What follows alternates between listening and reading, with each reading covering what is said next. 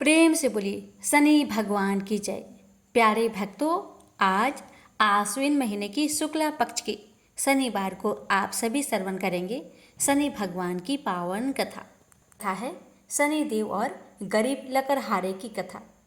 ये कथा बहुत प्रसिद्ध है, जो शनि देव की गरीबों पर कृपा और न्यायप्रिय स्वभाव को दर्शाती है। ये कथा यह सिखाती है कि शनि देव हर व्यक्ति के कर्मों के अनुसार फल देते हैं, चाहे वह अमीर हो या फिर गरीब। यह इस प्रकार है। एक समय की बात है, एक छोटे से गांव में एक गरीब लकड़हारा रहता था। वह लकड़हारा बहुत ही ईमानदार था। ईमानदारी के साथ साथ वह बहुत मेहनती था, बहुत परिश्रमी करता और सच्चा व्यक्ति था। उसकी रोजी रोटी जंगल से लकड़ी काटकर उसे बाजार में बेचकर निर्भर करती थी। लकड़हारे का जीवन बहुत कठिन था, पर वह कभी भी अपनी गरीबी से दुखी नहीं होता और ना ही किसी के प्रति द्वेष रखता था। वह अपनी मेहनत पर विश्वास करता और भगवान में आस्था रखता था। एक दिन की बात है कि शनि भगवान ने उसकी परीक्षा लेने का निश्चय किया। शनि भगवान जानते थे कि लकड़हारा बहुत ही ईमानदार और सच्चा व्यक्ति है, इसलिए उन्होंने देखा कि इस कठिन परीक्षा में वह कैसा व्यवहार करता है। एक दिन जब लकड़हारा जंगल में लकड़ी काट रहा था, तभी उसने एक सुंदर चमकीली वस्तु जमीन पर पड़ी देखी। उसने उसे उठाया तो पाया कि वह एक सोने की मोहर थी। लकड़हारा सोच में पड़ गया, मैं तो इसे आसानी से बेचकर धनी हो सकता हूँ, पर यह मोहर मेरी नहीं है। अगर यह किसी का खोई हुई है तो मुझे इसे वापस करना चाहिए। उसने सोने की मोहर वहीं रख दी और अपने काम में लग गया। लकड़हारा अपने ईमानदार स्वभाव के कारण अपने काम पर ध्यान केंद्रित करता रहा और भगवान का नाम जपता रहा। शनिदेव उसकी यह परीक्षा देख रहे थे और लकड़हारे की सच्चाई और ईमानदारी से बहुत प्रसन्न हुए। शाम होते होते जब लकड़हारा घर लौटने की तैयारी कर रहा था, उसके सामने एक अजनबी आया और कहा, तुमने इस जंगल में सोने की मोहर कहीं देखी है क्या? लकड़हारे ने सच्चाई से बताया, हाँ, मैंने एक सोने की मोहर देखी थी, लेकिन मैंने उसे छुआ नहीं क्योंकि वह मेरा नहीं था। अजनबी ने कहा, मैं कोई और नहीं, शनिदेव हूँ और मैं तुम्हारी ईमानदारी और सच्चाई से बहुत प्रसन्न हूँ। सब खेल मेरा ही था। मैं तुम्हारी परीक्षा ले रहा था और तुम मेरी परीक्षा में सफल उतरे हो। तुम्हारी इस सच्चाई और धैर्य के कारण मैं तुम्हें आशीर्वाद देता हूँ कि अब तुम्हारे जीवन में कभी कोई गरीबी नहीं रहेगी। तुम्हारी सारी कठिनाई समाप्त हो जाएगी। हर शनिवार को शनिवार का व्रत करो, तुम्हारी हर मनोकामना शीघ्र ही पूर्ण हो जाएगी। इतना सुनते ही लकड़हारे ने मन में ठान लिया कि वह हर शनिवार को शनि भगवान का व्रत अवश्य ही करेगा। शनि भगवान वहाँ से अंतर्ध्यान हो गए तो लकड़हारा बड़े ही श्रद्धा से शनिवार का व्रत करने लगा। शनिवार के व्रत के प्रभाव से शनि भगवान की कृपा से लकड़हारा एक धनी व्यक्ति बन गया, लेकिन उसने अपने स्वभाव में कोई बदलाव नहीं आने दिया। वह पहले की तरह ही विनम्र और ईमानदार बना रहा और अपनी धन दौलत का उपयोग अच्छे कार्य में करने लगा। इस कथा से हमें यह शिक्षा मिलती है, शनिदेव गरीबों पर भी कृपा करते हैं, बस शर्त वे सत्य और ईमानदार के मार्ग पर चले। शनिदेव न्यायप्रिय है और अच्छे कर्म करने वाले को कभी निराश नहीं करते, चाहे जीवन में कितनी भी कठिनाई क्यों ना आए। अगर व्यक्ति सच्चे मन से अपने कर्तव्यों का पालन करता है तो शनिदेव की कृपा अवश्य मिलती है। तो प्रेम से बोलिए शनि भगवान की जय। अब आइए सुनते हैं अन्य कथा। दोस्तों, वैसे तो सूर्यपुत्र शनिदेव के कई मंदिर भारत में स्थित है, लेकिन कुछ मंदिर ऐसे हैं जिनका अपना अलग महत्व है और इन मंदिरों के साथ कुछ धार्मिक कहानियां भी जुड़ी हुई है। ऐसा ही एक मंदिर है शनि सिंगनापुर। आज मैं इसी मंदिर से जुड़ी कथा आपको सुनाने जा रही हूँ। यह मंदिर महाराष्ट्र के अहमदनगर जिले के पास एक गांव सिंगनापुर में स्थित है, इसलिए इसे शनि सिंगनापुर मंदिर कहा जाता है। अहमदनगर से इस मंदिर की दूरी 35 किमी है। इस मंदिर की विशेषता यह है कि शनि महाराज की पाषाण काले रंग की मूर्ति बिना किसी छत्र या गुंबद के खुले आसमान में एक संगमरमर के चबूतरे पर विराजमान है। इस मूर्ति की ऊंचाई लगभग 5.9 फीट है और चौड़ाई करीब 1.6 फीट की है। शनि भगवान की मूर्ति के साथ में एक त्रिशूल लगा हुआ है जो शिव भगवान का प्रतीक है। एक नंदी की प्रतिमा जिसका मुख दक्षिण की तरफ है। शनि भगवान की प्रतिमा के सामने शिव जी और हनुमान जी की छोटी मूर्ति भी चबूतरे पर विराजमान है। इस मंदिर की विशेषता, यह मंदिर स्वयं एक जागृत देव स्थान कहलाता है। इसका तात्पर्य ये है, ऐसा माना जाता है शनिदेव साक्षात इस मंदिर में निवास करते हैं। इस गांव में अगर कोई भी इंसान चोरी करता है तो शनि भगवान स्वयं उसे सजा देते हैं। यहाँ भगवान शनि देव जी की मूर्ति स्वयंभू है, अर्थात शनि देव की पाषाण प्रतिमा को किसी इंसान ने नहीं बनाया है। ये प्रतिमा स्वयं पृथ्वी के गर्भ से धरातल पर अवतरित हुई है। ये प्रतिमा कितनी पुरानी है और किसने इसको यहाँ स्थापित किया है, इस बारे में ऐसी कोई पुख्ता जानकारी नहीं है, लेकिन कई किंवदंतियाँ और पौराणिक कथाएं प्रचलित है। शनिदेव न्याय के देवता माने जाते हैं। ऐसा माना जाता है शनि महाराज कर्मों के अनुसार सजा और फल देते हैं। अगर किसी के जीवन में बुरा समय चल रहा है तो यह कहा जाता है कि शनि की महादशा उस पर चल रही है। जिस भक्तों पर शनि की निगाह टेढ़ी है वो यहाँ इस मंदिर में आकर पूजा अर्चना कर शनि देव को मनाते हैं। देश विदेश से शनि भक्त यहाँ आते हैं। शनि अमावस्या और शनि जयंती का अपना एक विशेष महत्व है। इस दिन श्रद्धालुओं के लिए विशेष प्रबंध किए जाते हैं। श्रद्धालु भगवान शनि की प्रतिमा को पानी और तेल के साथ स्नान कराते हैं और फूल चढ़ाते हैं। मेले के दिन शनि भगवान की पालकी का आयोजन किया जाता है। सिंगनापुर गांव के लोगों का मानना है इस गांव पर साक्षात शनि देव की कृपा है। इस गांव में किसी भी घर में दरवाजे नहीं हैं। यहाँ बाहर जाने आने वाले लोग भी अपने अपने वाहनों को बिना ताला चाबी लगाए खुला छोड़ निश्चित घूमते हैं। कीमती सामान हीरे जवाहरात सोना चांदी को भी तिजोरिया में नहीं रखा जाता है। और तो और यहाँ बैंकों और डाक खाने में भी गेट या दरवाजे नहीं है। गांव वाले का विश्वास है कि चोरी करने वाले को स्वयं शनिदेव सजा देते हैं। चोरी करने वाला चोरी करने के बाद इस गांव से बाहर नहीं जा पाता। उससे पहले ही उसके जीवन में संकट आने शुरू हो जाते हैं। कथा, करीब 300 साल पहले गांव और आसपास के इलाके में भयंकर बारिश हुई और बाढ़ जैसा हालात हो गए।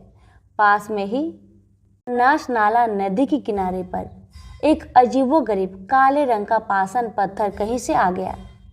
लोग उस पत्थर को देखकर हैरान थे। किस्से कहानियां में बताते हैं कि एक गांव वाले ने उस पत्थर पर किसी नुकीले चीज से प्रहार किया तो उस पत्थर में से खून के रंग के जैसा कुछ निकलने लगा। ये देखकर वह डर गया और गांव में भाग आया। एक रात शनिदेव ने गांव के एक गरीब को सपने में बताया कि वो मेरी प्रतिमा है, उस मूर्ति को लाकर गांव में स्थापित करो। गडरिये ने स्वप्न की बात गांव वालों को बताई और गांव वाले प्रभु इच्छा मानकर उस पत्थर को लेने निकल पड़े, लेकिन उस पत्थर को वहां से हिला भी नहीं पाए। प्रभु शनिदेव ने गडरिये को दूसरे दिन फिर सपने में बताया कि कोई सगे मामा भांजा ही मेरी प्रतिमा को वहां से गांव में ला सकता है। गांव वाले ने जैसा शनिदेव जी ने कहा वैसा ही किया और शनि महाराज की प्रतिमा को गांव में एक खुले स्थान पर स्थापित कर दिया। मूर्ति स्थापित होने के बाद शनिदेव ने गांव वालों को स्वप्न दिया और कहा इस गांव की रक्षा अब मैं करूंगा। जो भी इस गांव में चोरी और गलत काम करेंगे उसको सजा स्वयं मैं दूंगा। आप अपने घरों से किसी भी तरह की सुरक्षा हटा ले। शनि देव महाराज के आदेश पाकर सभी गांव वालों ने अपने घरों से दरवाजा निकाल दिए। यही परंपरा कई सालों से यहाँ चली आ रही है।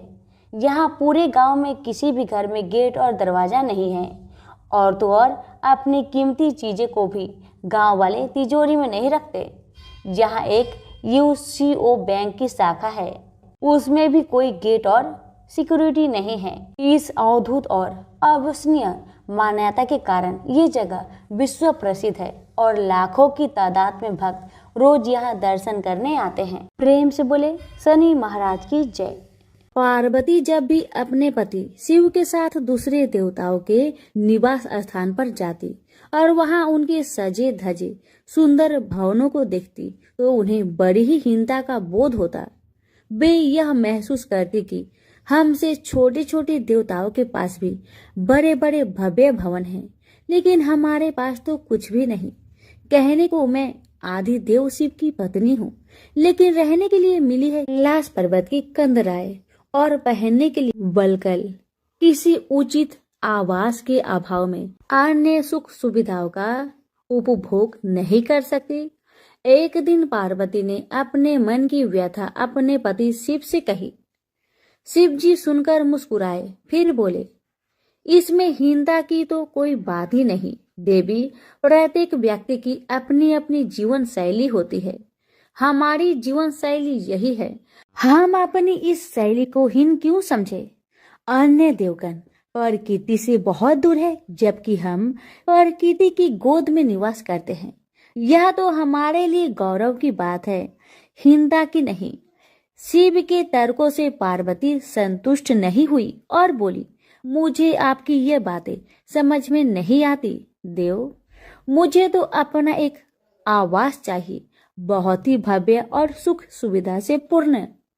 शिव ने अपनी सहज मुस्कान से साथ उत्तर दिया, इसमें क्या मुश्किल है देवी। मैं अभी विश्वकर्मा को बुलवा देता हूँ, उनसे जैसा चाहो वैसा आवास बनवा लो। विश्वकर्मा को बुलाया गया। पार्वती ने आदेश दिया, हमारे लिए ऐसा भव्य बनाओ जैसे विश्व में कहीं ना हो। विश्वकर्मा ने आदेश स्वीकार किया। निर्माण कार्य प्रारंभ हो गया।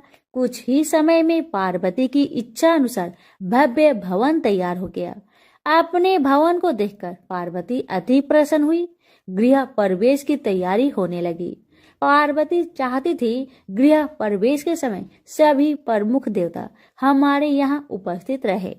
शिव ने अपनी सहमति दे दी। सभी प्रमुख देवी देवताओं को आमंत्रण भेजा गया। यह प्रवेश के समय वे सब कैलाश पर्वत पर आ गए। उन्होंने पार्वती के भव्य भवन की भूरी भूरी प्रशंसा की, लेकिन विश्वनेत्री ब्रह्मा खामोश रहे। जब सब देवी देवता जाने लगे तो पार्वती ने ब्रह्मा जी से पूछा, देव क्या आपको यह आवास पसंद नहीं आया। ब्रह्मा जी ने आश्चर्य व्यक्त करते हुए पार्वती से ही प्रश्न किया, देवी मैंने कब ऐसा कहा। आपके चेहरे की भाव भंगिमा कुछ ऐसे कह रही है प्रभु। पार्वती ने अपनी शंका स्पष्ट की। फिर ब्रह्मा जी को मौन देखकर पार्वती ने अपनी बात आगे बढ़ाई, तो आप कुछ संकोच कर रहे हैं, स्पष्ट कहिए क्या बात है। ब्रह्मा जी ने तनिक रुककर उत्तर दिया, देवी और तो सब ठीक है, लेकिन इस प्रसाद पर शनि की कुदृष्टि है। इतना कहकर वे वहां से चले गए। पार्वती ने ब्रह्मा जी की बात शिव को बतलाई तो वे कुछ चिंता में पड़ गए। पार्वती ने पूछा, प्रभु शनि की दृष्टि से क्या हो सकता है, यह प्रसाद जल सकता है। भगवान शिव ने उत्तर दिया, हाँ। यह सुनकर पार्वती भी चिंतित हो गई और बोली, प्रभु इसके लिए कोई उपाय कीजिए। शिव ने निराश व्यक्त की, शनि की दृष्टि को हटाना सरल नहीं है देवी। शिव का उत्तर सुनकर पार्वती आवेश में आ गई और बोली, सरल क्यों नहीं है। आप अभी शनि लोक जाइए और शनि देव से कहिए कि वह हमारे प्रसाद से अपनी कुदृष्टि हटा ले। यदि वह मान जाए तो आप तत्काल उसे कोई वरदान दे दीजिएगा, और यदि न माने तो आप अपना डमरू जोर से बजा दीजिएगा। मैं स्वयं अपने प्रसाद को आग लगा दूंगी। यदि प्रसाद को जलना ही है तो यह मेरे हाथों से जलेगा, शनि की कुदृष्टि से नहीं। इसके बाद मैं शनि को श्राप दूंगी। पार्वती की इच्छा अनुसार शिव शनि लोग गए। वहां शनि देव ने उनकी अभ्यर्थना की और आदर के साथ आसन पर बैठाया। आसन ग्रहण करने के बाद शिव ने अपने आने का प्रयोजन बताया। देवी पार्वती ने जो प्रसाद बनवाया है उस पर तुम्हारी कुदृष्टि है, अतः वे चाहती है कि तुम उधर से अपनी कुदृष्टि हटा लो। शनि देव ने करवध होकर निवेदन किया, आप निश्चिंत रहे देव। माता पार्वती के प्रसाद पर कुदृष्टि डालने का मैं दुस्साहस नहीं कर सकता। शनि से आश्वासन पाकर शिव प्रसन्न हो गए। शनि, मैं तुमसे प्रसन्न हूँ, तुम जो चाहे वर मांग सकते हो, भोलेनाथ ने कहा। शनि ने विनम्र भाव से कहा, प्रभु आपका दिया हुआ सब कुछ मेरे पास है, अब मैं और क्या मांगू। हाँ, एक इच्छा अवश्य है, वह है आपका तांडव नृत्य देखने की। बहुत दिन हो गए उसे देखे हुए, आप अपना नृत्य दिखला सके तो कृपा होगी। शनि का यह अनुरोध शिव को अच्छा लगा। उन्होंने तत्काल अपना डमरू उठा लिया और लगे नृत्य करने। भोले भंडारी ये भी भूल गए कि पार्वती ने डमरू की आवाज सुनकर अपने नवनिर्मित प्रसाद को जला देने की बात कही थी। बस डमरू बजा बजा कर नृत्य करते रहे। उधर पार्वती ने जब कैलाश पर डमरू की ध्वनि सुनी तो उन्होंने सोचा कि शनि ने अपने कुदृष्टि हटाना अस्वीकार कर दिया है, अतः वे बहुत दुखी हुई। उन्हें लगा कि यदि मैं तत्काल अपने नवनिर्मित आवास को आग लगा दूंगी तो वह शनि की कुदृष्टि से बच जाएगा। अतः उन्होंने स्वयं ही अपने प्रसाद में आग लगा दी। वह धू धू करके जल उठा। प्रसाद को जलता देख पार्वती का शनि पर क्रोध धीरे धीरे बढ़ने लगा। अब वे उसे श्राप देने को तैयार हो गई, लेकिन उसी समय भगवान शिव वहां पहुंच गए। उन्होंने प्रसाद को जलते देखा तो वे आश्चर्यचकित रह गए। उनकी समझ में ही नहीं आया कि यह कैसे हो गया। फिर अचानक उन्हें सब कुछ स्मरण हो गया। अपनी भूल का उन्हें एहसास हुआ। उन्होंने पार्वती को सब कुछ सुनाया। सच्चाई जानकर पार्वती को भी अपनी जल्दबाजी पर दुख हुआ। अब शनि को श्राप देने का कोई अर्थ नहीं था। प्रत्यक्ष उसका कहीं कोई अपराध नहीं था। फिर भी पार्वती और शिव को यह लग रहा था कि यह सब हुआ शनि की कुदृष्टि से ही, लेकिन स्थिति को देखते हुए वे दोषी नहीं ठहरा सकते। प्रेम से बोलिए शनि महाराज की जय। उमापति शंकर भगवान की जय। पिपलाद ऋषि का नाम आप सभी ने सुना होगा। वह महर्षि दधीचि के पुत्र थे। महर्षि दधीचि जिन्होंने अपनी हड्डियों का दान कर दी थी, जिससे इंद्र का वज्र बनाकर और वृतासुर का संहार संभव हो पाया था। यह घटना ब्रह्म पुराण की है। शमशान में जो महर्षि दधीचि के मांस पिंड का दाह संस्कार हो रहा था तो उनकी पत्नी अपने पति का वियोग सहन न कर पाई और पास में स्थित पीपल के वृक्ष की कोटर में जो जड़ों के कारण एक गड्ढा बन जाता है, उसमें अपने 3 वर्ष के बालक को रखकर स्वयं चीता पर सती हो गई। इस प्रकार महर्षि दधीचि और उनकी पत्नी का बलिदान हो गया। किंतु पीपल की कोटर में रखा बालक भूख प्यास से तड़पने लगा और चिल्लाने लगा। जब कोई वस्तु से नहीं मिली तो कोटर में गिरे हुए पीपल के फल खाकर वह बड़ा होने लगा। एक दिन देव ऋषि नारद वहां से गुजर रहे थे। नारद जी ने पीपल की कोटर में बालक को देखकर उससे उसका परिचय पूछा। बालक ने अपना परिचय दिया और बताया कि मैं नहीं जानता कि मैं कौन हूँ। नारद ने पूछा, तुम्हारा जनक कौन है? बालक भी उसी तरह का उत्तर दिया कि वह नहीं जानता कि उसके जनक कौन है। तब नारद जी ने अपना ध्यान धरकर उस बच्चे के बारे में पूरी जानकारी निकाली और उसे बताया कि तुम महान दधीचि के पुत्र हो। तुम्हारे पिता की अस्थियों का वज्र बनाकर ही देवताओं ने असुरों पर विजय प्राप्त की थी। नारद ने बताया कि तुम्हारे पिता दधीचि की मृत्यु मात्र 31 वर्ष की उम्र में ही हो गई थी। बालक ने अपने पिता की अकाल मृत्यु के बारे में जानना चाहा। तब नारद जी ने बताया कि उन पर आई इस विपत्ति का कारण शनिदेव की महादशा थी। नारद जी ने उस बालक को पिप्पलाद नाम दिया क्योंकि वह पीपल के पत्ते और उसका गुदा खाकर बड़े हुए थे। उसके बाद नारद जी ने उसे दीक्षित किया। नारद जी के जाने के बाद उस बालक ने, जिसका नाम पिप्पलाद था, ब्रह्मा जी की घोर तपस्या की। ब्रह्मा जी ने जब बालक से वर मांगने के लिए कहा तो पिप्पलाद ने अपने दृष्टि मात्र से किसी को भी जलाने की शक्ति मांगी। ब्रह्मा जी ने उसे वरदान दे दिया। ब्रह्मा जी के वरदान के बाद पिप्पलाद ने सबसे पहले शनि देव का आह्वान किया और उन्हें अपने सामने प्रस्तुत किया। सामने पाकर उन्होंने शनि देव को भस्म करना शुरू कर दिया। शनि देव शरीर से जलने लगे। ब्रह्मांड में कोलाहल मच गया। सूर्य पुत्र शनि की रक्षा के लिए सारे देवता विफल प्रतीत हो रहे थे। सूर्य ने अपनी आंखों के सामने अपने पुत्र को जलता हुआ देखा। ब्रह्मा जी उसे बचाने के लिए विनय निवेदन किया। ब्रह्मा जी ने स्वयं पिप्पलाद के सम्मुख प्रकट होकर शनि देव को छोड़ने के लिए कहा, किंतु वह तैयार न हुए। ब्रह्मा जी ने एक के बदले 2 वरदान मांगने की बात कही। अब पिप्पलाद ने खुश होकर 2 वरदान मांगे। पहला, जन्म से 5 वर्ष तक किसी भी बालक की कुंडली में शनि उसको कारक नहीं होगा।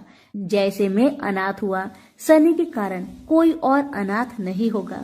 दूसरा, उन्होंने कहा मुझे अनाथ को पीपल में शरण दी थी। जो व्यक्ति सूर्य उदय से पूर्व पीपल वृक्ष पर जल चढ़ाएगा उस पर शनि की बुरी महादशा का असर नहीं होगा। ब्रह्मा जी ने तथास्तु कहकर वरदान दिया। तब पिप्पलाद ने चलते हुए शनि को अपने ब्रह्म दंड से उसके पैरों पर आघात करते हुए मुक्त किया, जिससे शनि देव की पैर क्षतिग्रस्त हो गए और वह पहले जैसे तेजी लायक नहीं रहे। आता तभी से शनि को शनिचराय, जिसे हम आम भाषा में शनिचर कहते हैं, कहा जाता है कि रतिया शनिचरा जो धीरे धीरे चलता है, वह शनिचराय आग से जलने के कारण शनि की काया काली पड़ गई। आप अक्सर किसी भी पीपल के पेड़ के नीचे शनि की काली मूर्ति जरूर देखते होंगे। उसके पीछे यही पौराणिक कारण है। जब शनि की महादशा या 7.5 चलती है जो आपके लिए अच्छी नहीं है, तो ज्ञानी जनों के पास बहुत सारे उपाय होते हैं, परंतु आम जनों को करने का एक साधारण सा उपाय मैं आपको बताती हूँ, जिसका लाभ 100% मिलता है। आपको सुबह उठना है, सूर्य उदय से पूर्व नहा धोकर पीपल के वृक्ष को जल देना है, उसके साथ चक्कर लगाने हैं और 7 चक्कर लगाने के बाद इस मंत्र को हिंदी में बोलना है। आपको कहना है कि जिस तरह से आपने पिप्पलाद ऋषि की रक्षा की थी, ठीक उसी तरह मेरी भी रक्षा करें, और आप पाएंगे कि कुछ ही दिनों में आपकी जिंदगी में शनि के बुरे प्रभाव कम होते जा रहे हैं। प्रेम से बोलिए शनि भगवान की जय, पिप्पलाद ऋषि की जय। पुराणों में शनि देव के जन्म की कई कथाएं मौजूद है, जिससे सबसे अधिक प्रचलित कथा स्कंद पुराण के काशी खंड में मौजूद है। कथा के अनुसार सूर्य देव का विवाह राजा दक्ष की पुत्री संज्ञा के साथ हुआ था। सूर्य देव और संज्ञा को 3 पुत्र वैश्वतमन, यमराज और यमुना का जन्म हुआ। सूर्य देव का तेज काफी अधिक था, जिसे लेकर संज्ञा काफी परेशान रहती थी। वे सूर्य देव की अग्नि को कम करने का उपाय सोचती रहती थी। सोचते सोचते उन्हें एक उपाय सूझा और उन्होंने अपनी एक हम शकल बनाई, जिसका नाम उन्होंने स्वर्णा रखा। स्वर्णा के कंधों पर अपने 3 बच्चों की जिम्मेदारी डालकर संज्ञा जंगल में कठिन तपस्या के लिए चली गई। संज्ञा की छाया होने के कारण सूर्य देव को कभी स्वर्णा पर शक नहीं हुआ और स्वर्णा एक छाया होने के कारण उसे भी सूर्य देव की तेज से कोई परेशानी नहीं हुई। उधर संज्ञा तपस्या में लीन थी। वही सूर्य देव और स्वर्णा से 3 बच्चे मनु, शनिदेव और भद्रा का जन्म हुआ। हिंदू धर्म में यह कथा काफी प्रचलित है। कहा जाता है एक बार भगवान सूर्यदेव पत्नी स्वर्णा से मिलने आए। सूर्यदेव के तप और तेज के आगे शनिदेव महाराज की आंखें बंद हो गई और वे उन्हें देख नहीं पाए।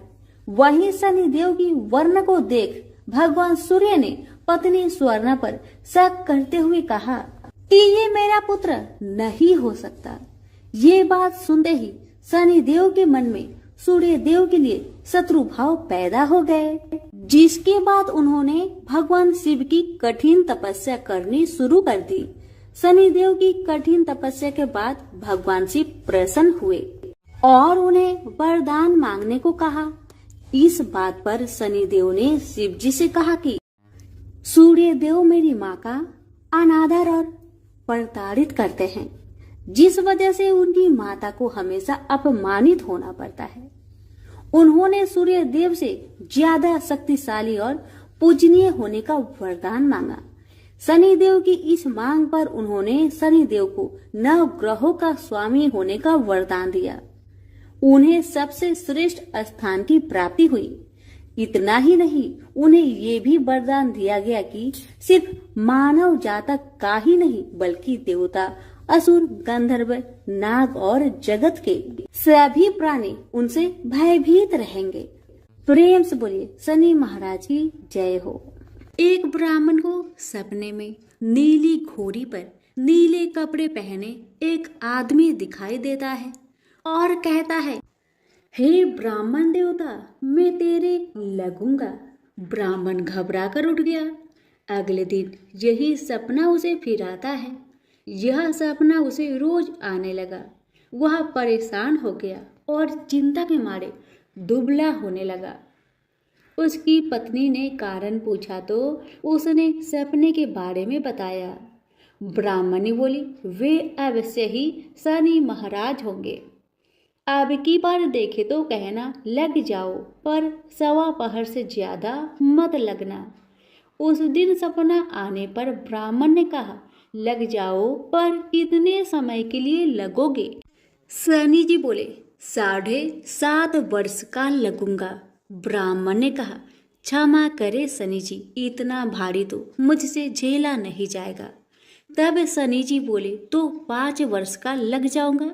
ब्राह्मण बोला, यह भी मेरे लिए ज्यादा है। शनि जी बोले, 2.5 साल का लग जाओ।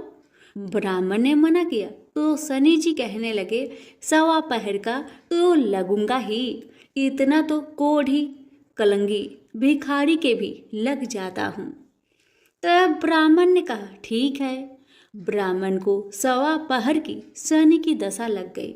ब्राह्मण ने नींद से जाकर ब्राह्मणी से कहा, मेरी 1.25 पहर शनि की दशा लग गई है, इसलिए मैं जंगल में जाकर यह समय बिताऊंगा। मेरे लिए खाने पीने का सामान बांध दे। मेरे पीछे से किसी से लड़ाई झगड़ा ना हो, इसका ध्यान रखना। ज्यादातर घर में ही रहना, बच्चों का भी ध्यान रखना। इस 1.25 पहर के समय में कोई गाली भी दे तो चुपचाप सुन लेना, बहस मत करना। यह सब समझाकर ब्राह्मण जंगल में चला गया। जंगल में ब्राह्मण एक पीपल के पेड़ के नीचे बैठ गया और हनुमान जी का पाठ करने लगा। 1 पहर बीत गया। ब्राह्मण ने सोचा बाकी बचा समय रास्ते में बीत जाएगा, इसलिए वहां से चल दिया। रास्ते में एक बाड़ी में मतीरे लगे देखे।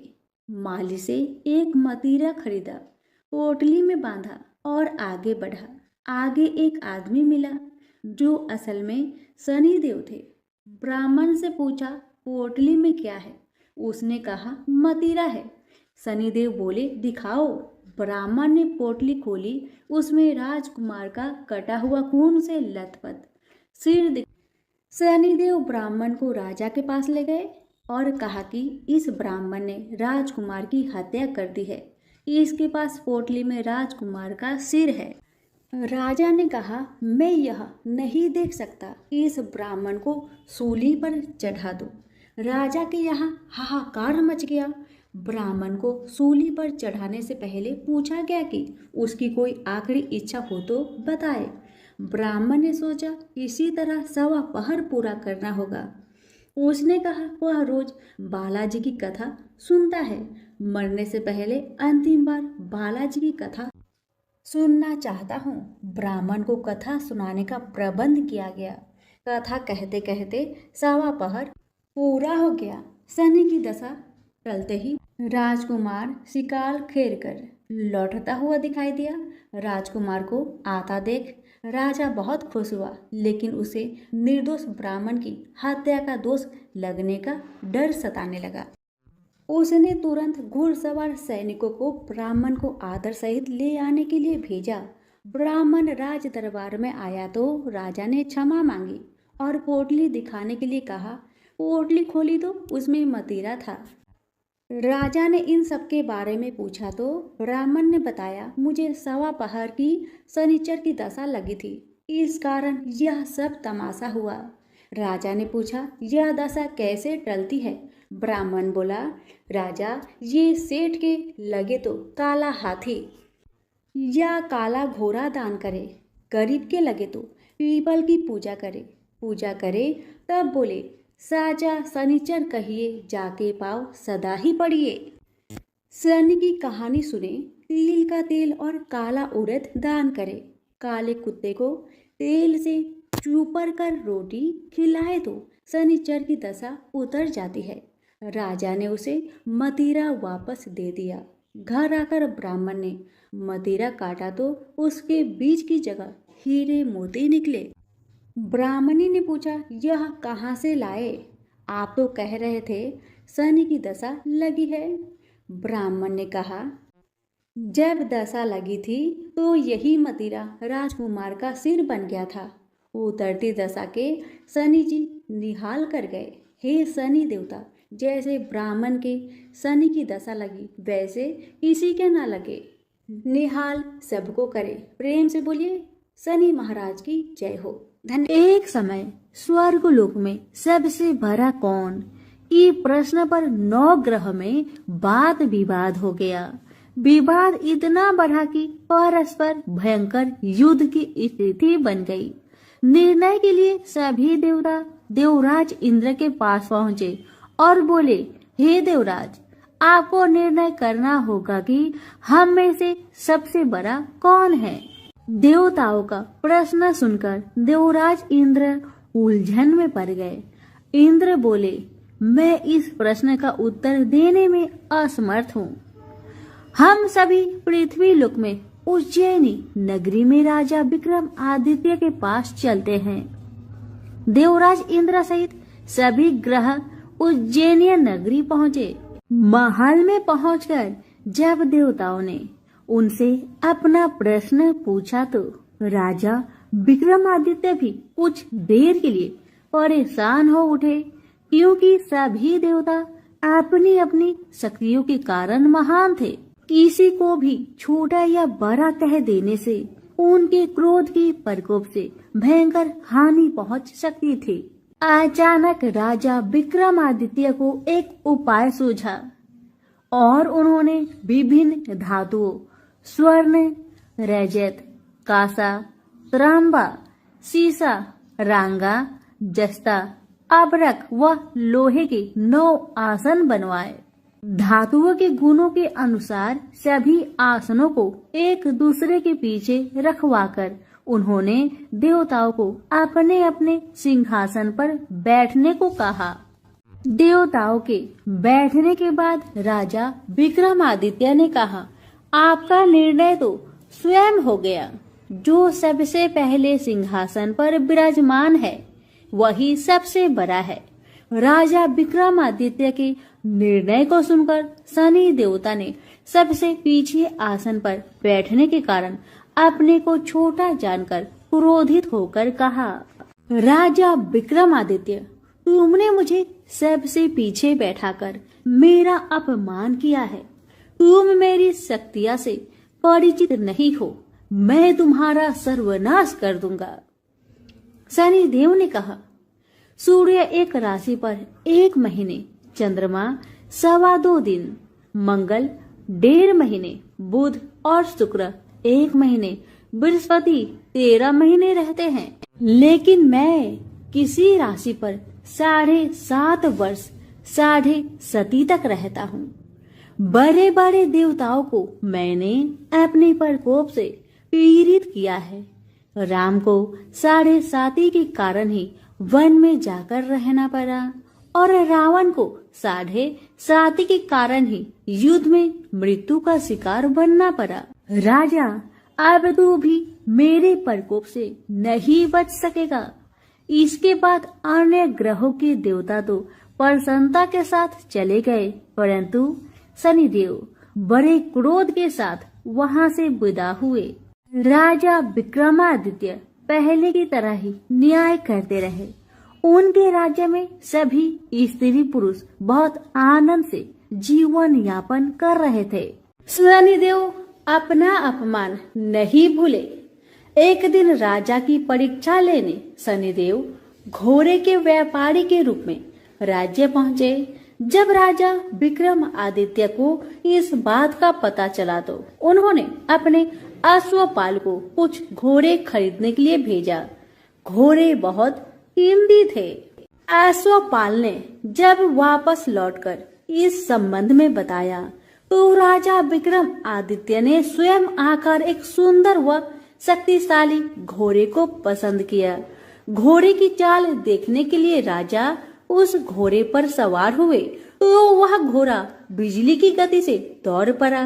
तेजी से दौड़ता घोड़ा राजा को दूर एक जंगल में ले गया और फिर राजा को वहां गिराकर जंगल में कहीं गायब हो गया। राजा अपने नगर को लौटने के लिए जंगल में भटकने लगा, लेकिन उन्हें लौटने का कोई रास्ता नहीं मिला। राजा को भूख प्यास लगाई। बहुत घूमने पर उसे एक चारवाहा मिला। राजा ने उससे पानी मांगा। पानी पीकर राजा ने उस चारवाहे को अपनी अंगूठी दे दी। फिर उससे रास्ता पूछकर वह जंगल से निकलकर पास के नगर में पहुंचा। राजा ने एक सेठ की दुकान पर बैठकर कुछ देर आराम किया। उस सेठ ने राजा से बातचीत की तो राजा ने उसे बताया कि मैं उज्जैनी नगरी से आया हूँ। राजा के कुछ देर दुकान पर बैठने से सेठ जी की बहुत बिक्री हुई। सेठ ने राजा को बहुत भाग्यवान समझा और खुश होकर उसे अपने घर भोजन के लिए ले गया। सेठ के घर में सोने का एक हार खूंटी पर लटका हुआ था। राजा को उस कमरे में छोड़कर सेठ कुछ देर के लिए बाहर गया। तभी एक आश्चर्यजनक घटना घटी। राजा के देखते देखते सोने की उस हार को खूंटी निगल गई। सेठ ने कमरे में लौटकर हार को गायब देखा तो चोरी का संदेह राजा पर ही किया, क्योंकि उस कमरे में राजा ही अकेला बैठा था। सेठ ने अपने नौकरों से कहा कि इस परदेसी को रस्सियों से बांधकर नगर के राजा के पास ले चलो। राजा ने विक्रमादित्य से हार के बारे में पूछा तो उसने बताया कि उसके देखते ही देखते खूंटी ने हार को निगल लिया था। इस पर राजा ने क्रोधित होकर चोरी करने के अपराध में विक्रमादित्य के हाथ पांव काटने का आदेश दे दिया। राजा विक्रमादित्य के हाथ पांव काटकर उसे नगर की सड़क पर छोड़ दिया गया। कुछ दिन बाद एक तेली उसे उठाकर अपने घर ले गया और उसे अपने कोल्हू पर बैठा दिया। राजा आवाज देकर बैलों को हाँकता रहता। इस तरह तेली का बैल चलता रहा और राजा को भोजन मिलता रहा। शनि के प्रकोप की 7.5 पूरी होने पर वर्षा ऋतु प्रारंभ हुई। राजा विक्रमादित्य एक रात मेघ मल्हार गा रहा था। कि तभी नगर के राजा की लड़की राजकुमारी मोहिनी रथ पर सवार उस तेली के घर के पास से गुजरी। उसने मेघ मल्हार सुना तो उसे बहुत अच्छा लगा और दासी को भेजकर गाने वाले को बुला लाने को कहा। दासी ने लौटकर राजकुमारी को अपंग राजा के बारे में सब कुछ बता दिया। राजकुमारी उसके मेघ मल्हार से बहुत मोहित हुई, अतः उसने सब कुछ जानकर भी अपंग राजा से विवाह करने का निश्चय कर लिया। राजकुमारी ने अपने माता पिता से जब यह बात कही तो वह हैरान रह गए। रानी ने मोहिनी को समझाया, बेटी तेरे भाग्य में तो किसी राजा की रानी होना लिखा है, फिर तू उस अपंग से विवाह करके अपने पांव पर कुल्हाड़ी क्यों मार रही हो। राजकुमारी ने अपनी जिद नहीं छोड़ी। अपनी जिद पूरी कराने के लिए उसने भोजन करना छोड़ दिया और प्राण त्याग देने का निश्चय कर लिया। आखिर राजा रानी को बेबस होकर अपंग विक्रम आदित्य से राजकुमारी का विवाह करना पड़ा। विवाह के बाद राजा विक्रम आदित्य और राजकुमारी तेली के घर में रहने लगे। उसी रात स्वप्न में शनि देव ने राजा से कहा, राजा तुमने मेरा प्रकोप देख लिया, मैंने तुम्हें अपने अपमान का दंड दिया है। राजा ने शनि देव से क्षमा करने को कहा और प्रार्थना की, हे शनिदेव आपने जितना दुख मुझे दिया है अन्य किसी को न देना। शनि देव ने कुछ सोचकर कहा, राजा मैं तुम्हारी प्रार्थना स्वीकार करता हूँ। जो कोई स्त्री पुरुष मेरी पूजा करेगा शनिवार को व्रत करके मेरी व्रत कथा सुनेगा, उस पर मेरी अनुकंपा बनी रहेगी। प्रातःकाल राजा विक्रम आदित्य की नींद खुली तो अपने हाथ पांव देखकर राजा को बहुत खुशी हुई। उसने मन ही मन शनिदेव को प्रणाम किया। राजकुमारी भी राजा के हाथ पांव सही सलामत देखकर आश्चर्य में डूब गई। तब राजा विक्रम आदित्य ने अपना परिचय देते हुए शनिदेव के प्रकोप की सारी कहानी सुनाई। सेठ को जब इस बात का पता चला तो दौड़ता हुआ तेली के घर पहुंचा और राजा के चरणों में गिरकर क्षमा मांगने लगा। राजा ने उसे क्षमा कर दिया क्योंकि यह सब तो शनिदेव का प्रकोप के कारण ही हुआ था। सेठ राजा को अपने घर ले गया और उसे भोजन कराया। भोजन करते समय वहां एक आश्चर्यजनक घटना घटी। सबके देखते देखते उस खूंटी ने हार उगल दिया। सेठ जी ने अपनी बेटी का विवाह भी राजा के साथ कर दिया और बहुत से स्वर्ण आभूषण धन आदि देकर राजा को विदा किया। राजा विक्रमादित्य राजकुमारी मोहिनी और सेठ की बेटी के साथ उज्जैनी पहुंचे तो नगर वासियों ने हर्ष से उनका स्वागत किया। अगले दिन राजा विक्रमादित्य ने पूरे राज्य में घोषणा कराई कि शनिदेव सब देवों में सर्वश्रेष्ठ है। प्रत्येक स्त्री पुरुष शनिवार को उनका व्रत करे और व्रत कथा अवश्य सुने। राजा विक्रमादित्य की घोषणा से शनिदेव बहुत प्रसन्न हुए। शनिवार का व्रत करने और व्रत कथा सुनने के कारण सभी लोग की मनोकामनाएं शनिदेव की अनुकंपा से पूरी होने लगी। सभी लोग आनंद पूर्वक रहने लगे। तो प्रेम से बोलिए शनि भगवान की जय हो।